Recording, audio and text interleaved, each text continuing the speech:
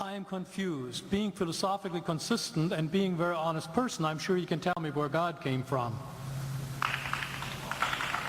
And in addition, once you've told me where God comes from, please try to clarify how you can figure that a spiritual force can have an impact on a material universe to create it. You got 5 minutes. Now, I just want to know which question. That's all right. You may take the rest of the minutes. We're supposed to do one question at a time. Which one would you like? That was part of the format for the debate. So which question? I want you to fill in the story of the rest of the beginning of the universe. God, spiritual matter, impact on material matter. Okay. So 2 questions. All right. Go ahead.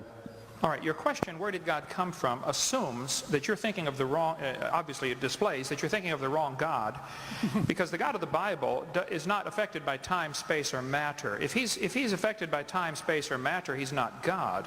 Time, space, and matter is what we call a continuum. All of them have to come into existence at the same instant, because if there were matter but no space, where would you put it?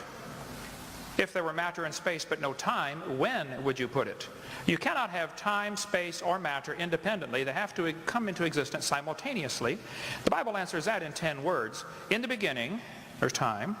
God created the heaven, there's space, and the earth, there's matter.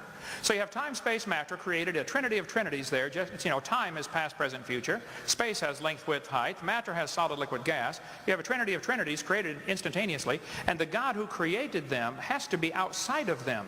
If he's limited by time, he's not God. The guy who created this computer is not in the computer. He's not running around in there changing the numbers on the screen, okay? The God who created this universe is outside of the universe. He's above it, beyond it, in it, through it. He's unaffected by it.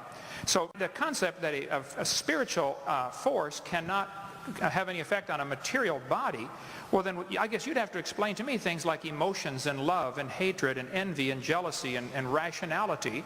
I mean, if your brain is just a random collection of chemicals that formed by chance over billions of years, how on earth can you trust your own reasoning processes and the thoughts that you think? Okay? So your question, where did God come from, is assuming a limited God. And that's your problem. The God that I worship is not limited by time, space, or matter. If I could fit the infinite God in my 3-pound brain, he would not be worth worshiping, that's for certain. So that's the God that I worship. Thank you.